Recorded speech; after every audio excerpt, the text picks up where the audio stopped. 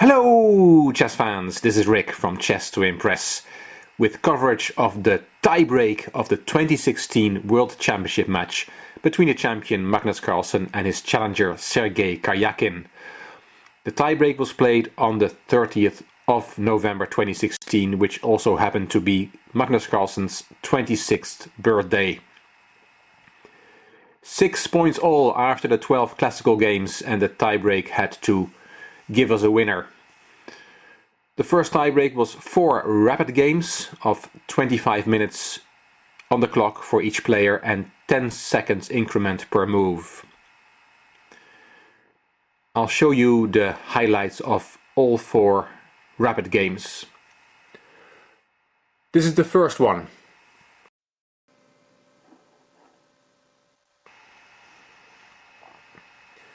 Sergey Karjakin white, Magnus Carlsen black. It was a Ruy Lopez opening, and this is the position after 33, bishop e7 to d8 from Carlsen. Let's have a look at the position.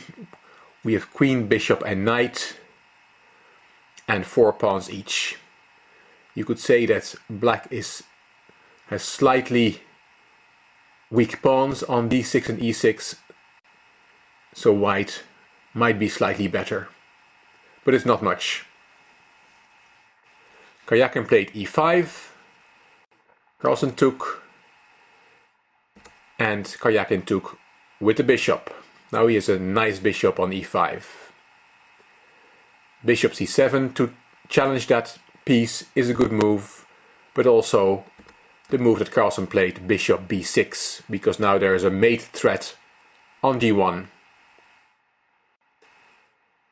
Of course, Karjakin saw that, and he defended against the mate with queen d1, covering the g1 square. Carlsen played queen d5, and Karjakin, instead of possibly playing queen c1 and prolong the fight, he took the queen, and after knight takes d5, both players shook hands and agreed a draw. So quite a correct draw, not much was happening, and you could say this was a little success for Carlsen, a comfortable draw with the black pieces, and he was going to be white in the second game. Let's look at that game.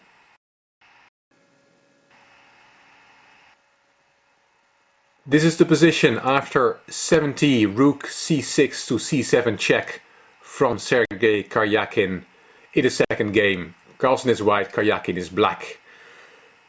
A huge struggle.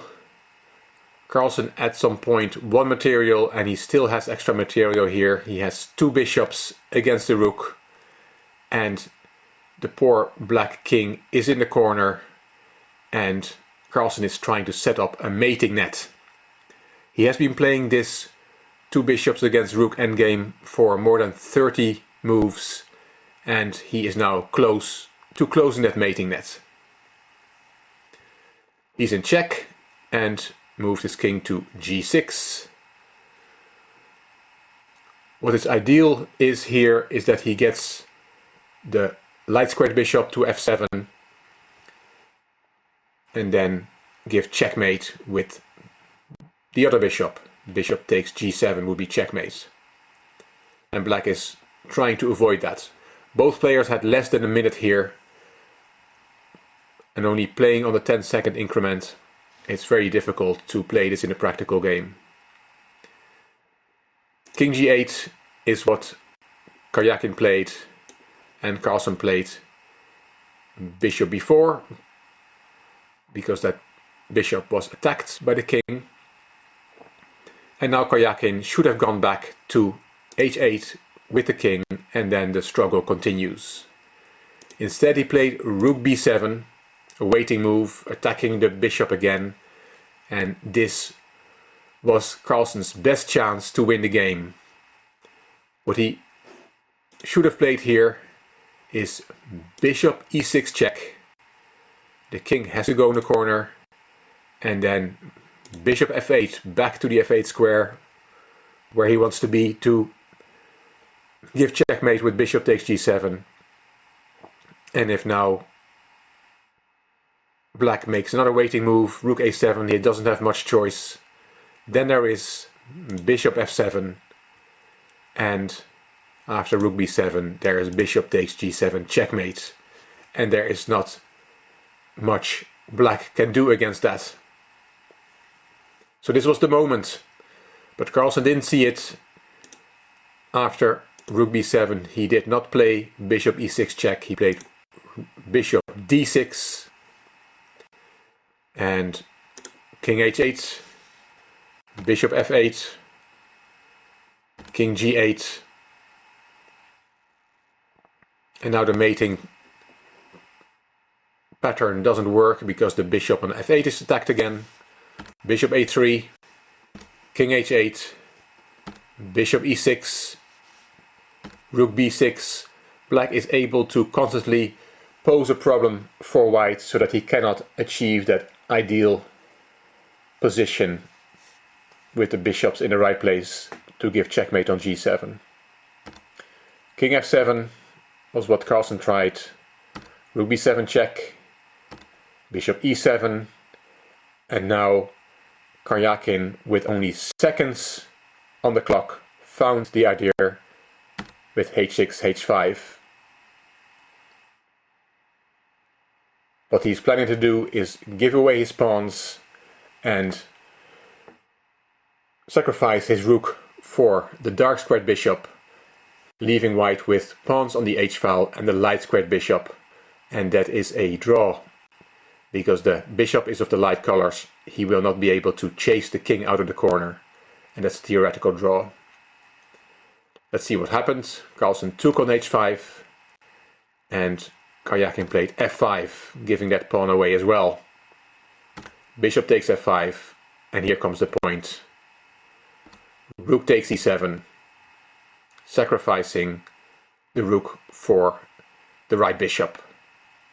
King takes, king g8, bishop d3. Of course, Carlsen knew that this was no longer a win for him.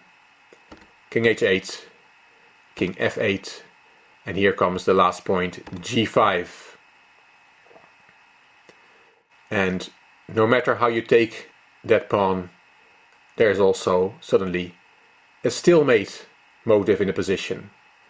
H takes g6 is what Carlsen played, the en passant move, stalemate. But he also could have taken with the other pawn. h4 takes g5 is also stalemate. So a wonderful escape from Karjakin in the endgame after more than 80 moves, combining the motive of the wrong color bishop with the pawn on the side of the board, and then at the end a stalemating trap. A wonderful fight and a frustrating experience for Carlsen. Another better position that he was not able to win. And he only had a 10-minute break to recover from that for the third rapid game. Let's have a look at that game. The third tiebreak game, white Karjakin, black Carlsen, and this is the position after 30th move from Karjakin, rook a1 to a3.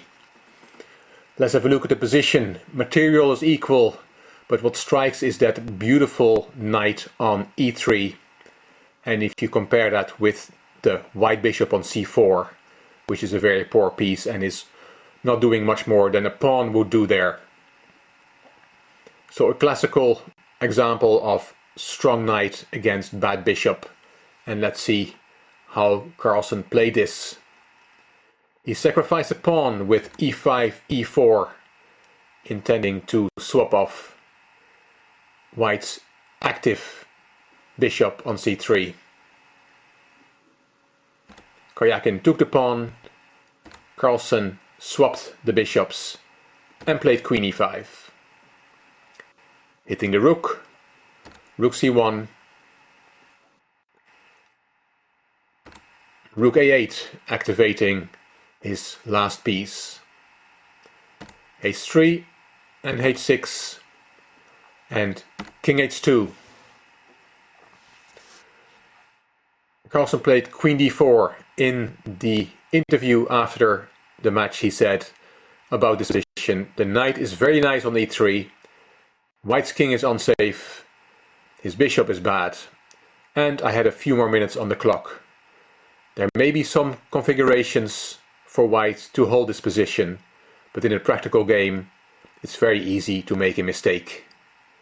And the mistake came. Queen e1 from Karjakin and Queen b2 from Carlsen.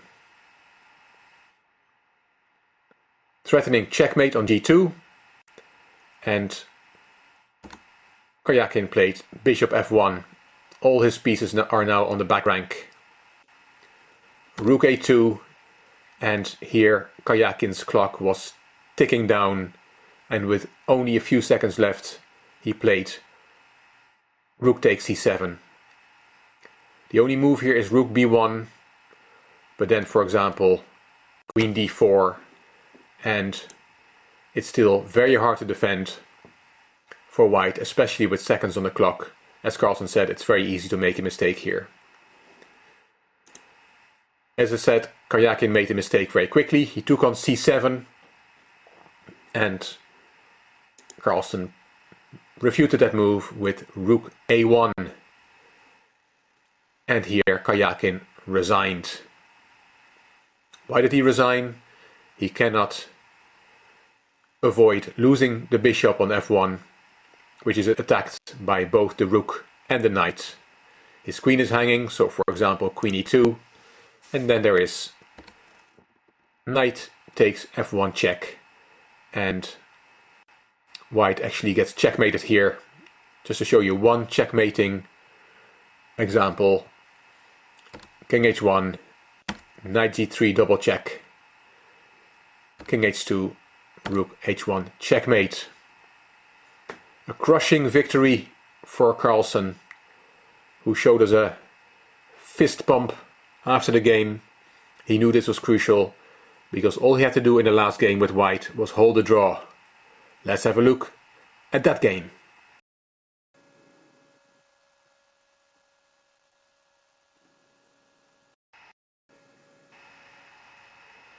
The fourth rapid game, white Carlsen, black Karjakin. Carlsen only needed a draw.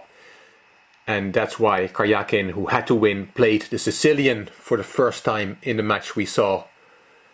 The Sicilian, which is a very exciting opening. Let's look at the position. This is the position after 34, knight c3 to b5 from Carlsen. Carlsen is a pawn up. He's won a pawn on h4. That's why the h-pawns look a bit strange for white. g3 to takes h4 happened. And white is slightly better in this position. Here Karjakin decided to sacrifice an exchange. White is better. He had to find a way to look for winning chances, and he thought the best way to do that was with rook takes b3. Knight d4, forking queen and rook. Queen takes e4, and Carlsen takes the exchange. Knight takes and queen takes. Queen e2, bishop e7 to activate the bishop. Black wants to attack the white king, which is a little bit drafty on g1. Wants to attack king with all three pieces. King g2, queen e6, h5, rook a3, mobilizing all his pieces against white's king. Rook d3, rook a2, and rook d2. Rook a3 again from Karjakin, not to make a draw because a draw wouldn't help him, but just to win some time. After every move the players got 10 seconds extra on the clock. Carlsen wants a draw, rook d3, and now rook a7. Carlsen played rook d5, cementing the position. Rook c7. Karjakin desperately trying to create some chances. But here white has the better position. Queen d2, attacking the pawn f4. Queen f6, defending that pawn and having an eye on the h4 square. Rook f5, hitting the queen. Queen h4, it looks a bit scary for white, but it is not. There's no checks, there's no real attack. White is not in danger, but of course with seconds on the clock in such an important game for the World Championship, anything can happen. Carlsen stays calm and offers the trade of rooks. Karjakin does not want that, of course, and now Carlsen decides to take the pawn. It looks scary for white.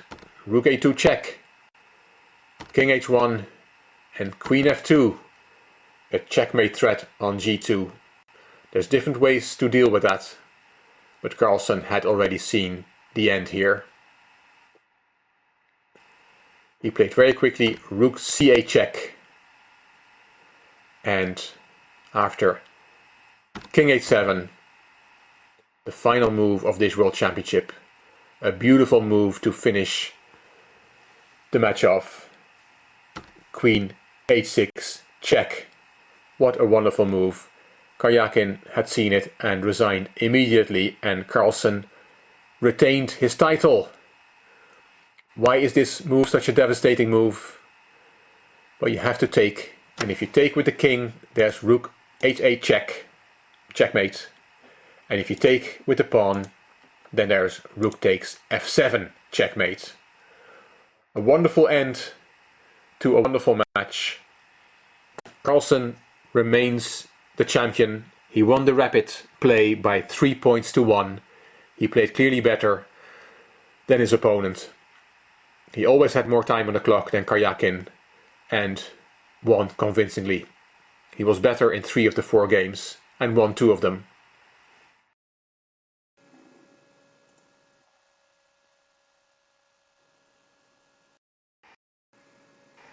This is what both players have to say after the match in a press conference. Carlsen said, "I'd like to thank my opponent for a great match. He was a wonderful opponent. It was a wonderful fight. I pretty much knew a tiebreak was going to happen when we made the draw in the 11th game. I felt good today. It wasn't easy. The second game was a bit frustrating. I'm very, very happy I got there in the end. I felt that it was an advantage for me that I didn't have to think about game 12, while my opponent did. So it was clear that Carlsen really had planned to play a tiebreak after game 11. He was not bothered about trying too hard in his white game in game 12. It was a very tough match. Before game 8 it was frustrating not to win better positions. After game 8 I had all sorts of negative thoughts in my head, and it was very difficult to settle down and play normally. I tried not to think about it, but that was not so easy. There is a cliché in sports that you have to focus on the process and not the result, but that was very difficult. I'm very relieved and I'm happy that at the end of the match I found enjoyment to play. Today was fun to play. I'm looking with confidence to the future. I'm very happy with the way I played today under some pressure."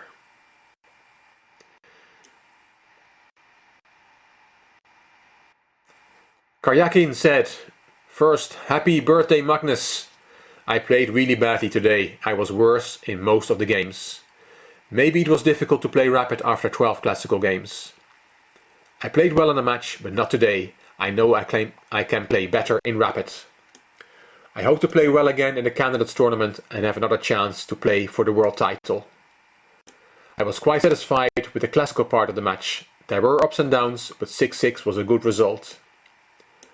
Magnus capitalized on my mistakes and deserved to win. Congratulations to him. I prepared many lines for the rapid games, but it's more important to be in good shape than to do a lot of preparation. Now I'm going to rest a little bit. I want to improve my play, and I believe that I will have another chance in the future."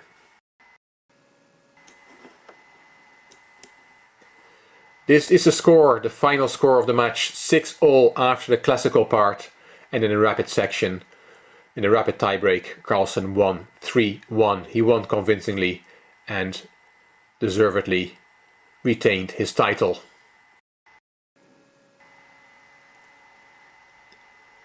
I hope you enjoyed the coverage of the World Championship 2016. If you did, please give it a thumbs up. Please subscribe to my channel. and leave a comment if you want. I'm looking forward to reading them. This is Rick from Chess to Impress. Thank you for watching.